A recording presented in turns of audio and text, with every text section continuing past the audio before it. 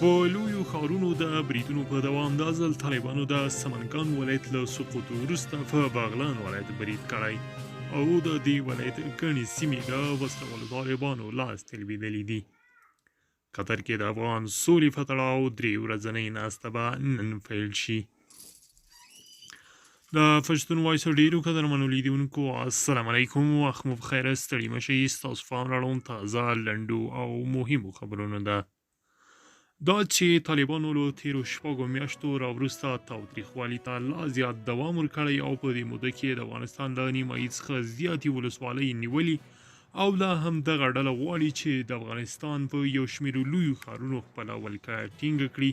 تازه یې د افغانستان یو شمېر لوی ښارونه له سقوط سره مخامخ کړي چې یاد ښارونه له جوزجان ولایت د شبرغان ښار، د سرپل ولایت نیمروز ولایت زرنج ښار، د تخار ولایت تالقان ښار، د سمنګان ولایت د ایویک ښار د دغې ډلې لاس ته لوېدلي دي. اوس یې تازه په تیرو 24 ساعتونو کې د بغلان په فلخمري ښار او د بلخ په مزار شریف ښارونو یې خپل بریدونو ته زور ورکړی چې په پایله کې د دې ولایتونو یو شمېر مهمې حوزې او سیمې د دې ډلې لاس ته غورځېدلې دي. خو بلخوا د افغانستان د کورنیو چارو وزارت ویان میرویس تنګزی وایي افغان امنیتي ځواکونو په بلخ او بغلان کې د وسلوالو طالبانو بریدونه په شا تنبولي او د دې ډلې یو شمېر مهم قماندانانو په ګډون یې د دې ډلې ډیری طالبانو ته مرګ ژوبله اړولې ده. او په یو بل خبر کې به اورئ چې په قطر کې به د افغان سولې په پاره 3 ورځنۍ غونډه نن پیل شي چې په دې غونډه کې به د یو شمېر هیوادونو ځانګړي استازي هم برخه ولري.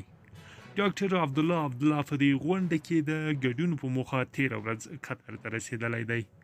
دغه ناسته چې د قطر هیواد په کوربتوب او د امریکا او ملګرو ملتونو په همکاري جوړیږي چې 3 ورځې به دوام وکړي چې په دې غونډه کې به د روسیې، ایران او پاکستان ځانګړي استازي هم ګډون ولري.